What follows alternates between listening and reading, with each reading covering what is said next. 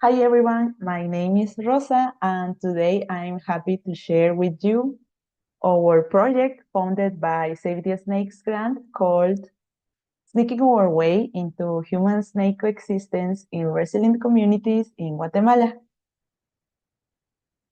This took place in Colonia La Dignidad, a relocated community in Escuintla, Guatemala, a place formed after the 2018 eruption of the Fuego volcano. Our activities were carried out at the Tikva Center, a space where we work closely with kids and the local community. So why snakes and why this community? In Guatemala, snakes are often misunderstood. Many people fear them, think they are evil, or that they are always dangerous. So this leads to a lot of snake killings, even if the snakes are harmless.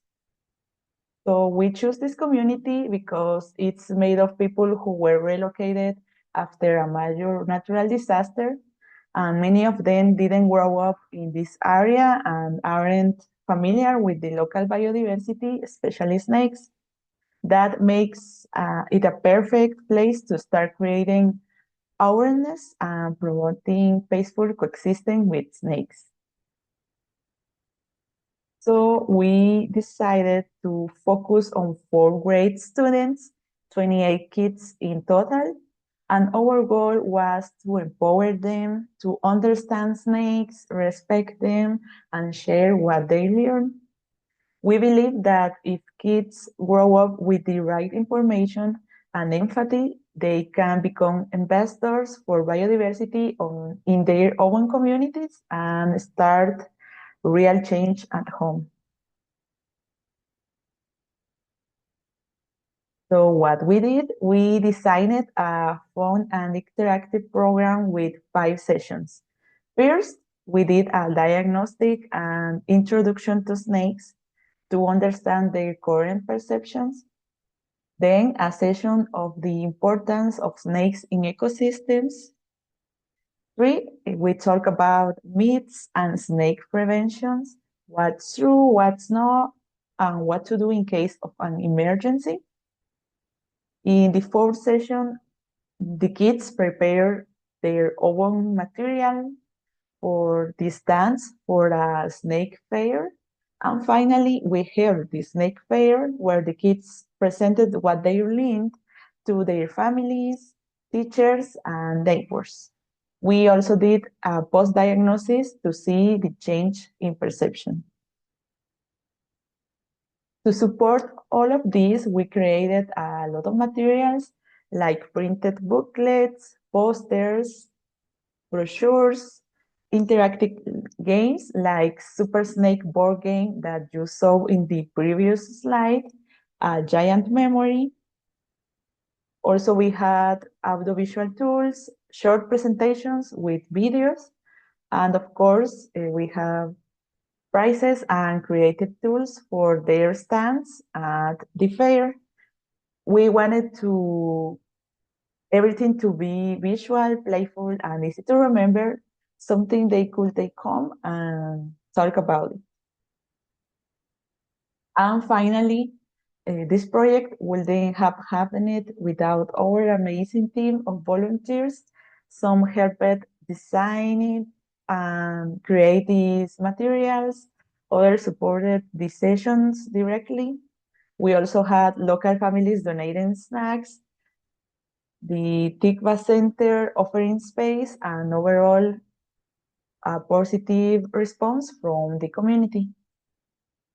That supports helped the kids feel like they were doing something important and they really made a difference. So that's my part, and now I'll hand it over to Diana, who will share that we've observed during the fair how the children's perception changed and what's next.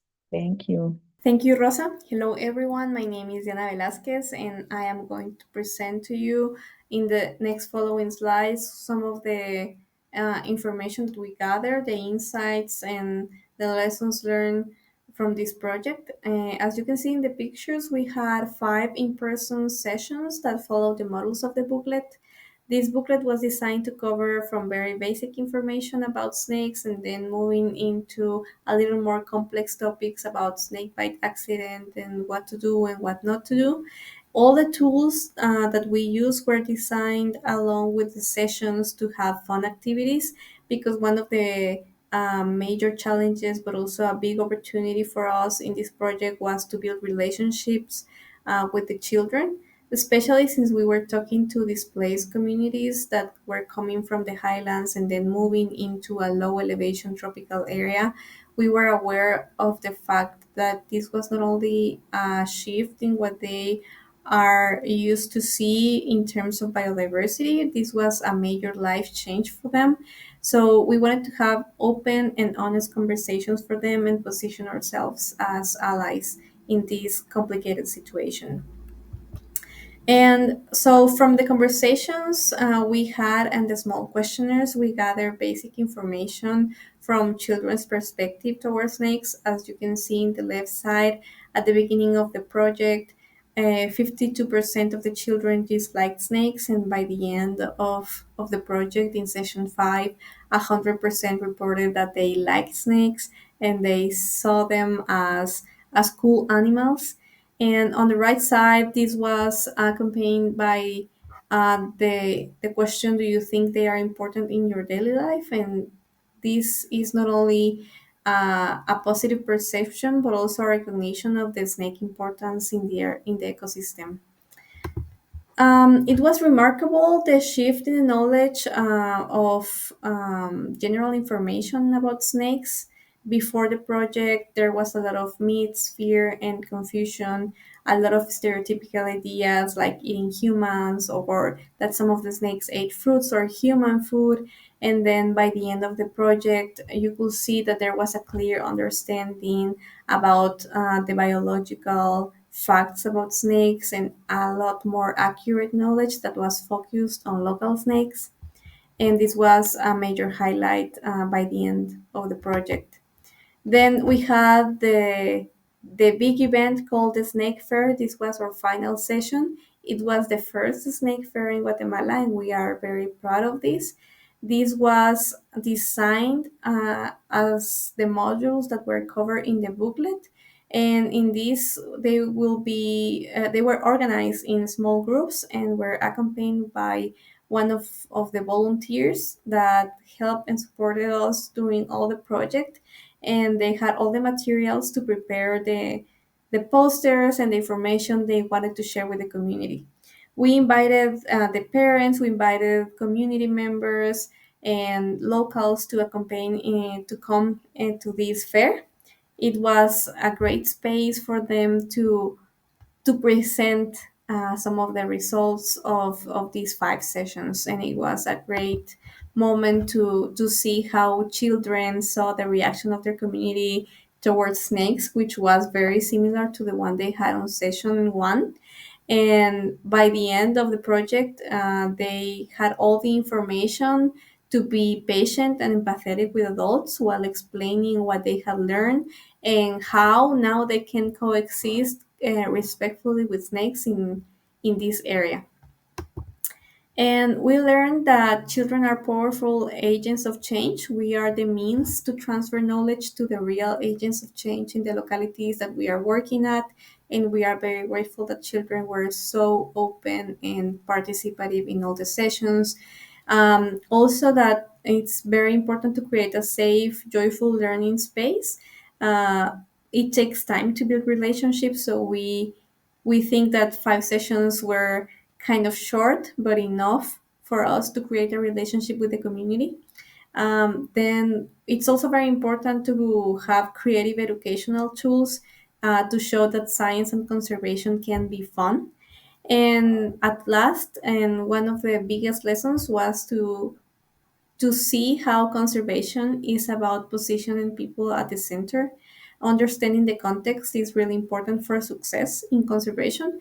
In this project, we had to understand we were working with displaced communities and all the challenges that they face every day in the area. So, For children, this was a lot more than just an educational space.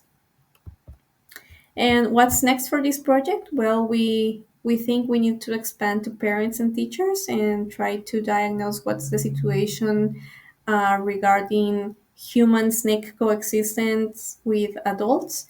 Also, we want to include nearby communities and other key actors, such as the community health centers, the local firework department, and other key actors in the area that are important for conservation and for preventing the snake bite accidents in the zone. We also want to address the structural gaps in environmental education. We would like to integrate this booklet into local schools since they have like access to the kids and to time to have scientific information transferred to them. And then also to plan for the future, we want to sustain the program for a long term. We are looking not only to create a baseline regarding perception, but also about ecology and a baseline for a lot of snake species, since this is something that has not been worked in Guatemala before. So we want to create a program that not only covers environmental education, but also um, some research and also to build local capacity. I think that it's necessary to have a point of contact in the localities we work at because we can't be there all the time. So we saw how other teenagers and teachers and some parents were very interested in the topic and they can become this point of contact for snakes.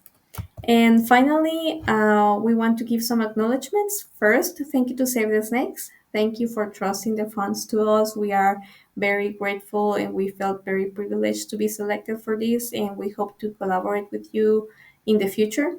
We want to thank to the amazing team of volunteers. You can see them in the pictures. They are not all of them. We are still missing some of the volunteers that supported the process virtually. So thank you so much to the volunteers. Thank you to the Tikva Center staff for supporting our idea since the beginning and for being with us during the 5 sessions. And of course, we want to thank the children of Colonia La Dignidad. Thank you for being open with us and for teaching us so much more than we could teach you. So thank you to all the kids. Yes, so finally from Rosa and I, gracias. And we are open to hear your questions and comments.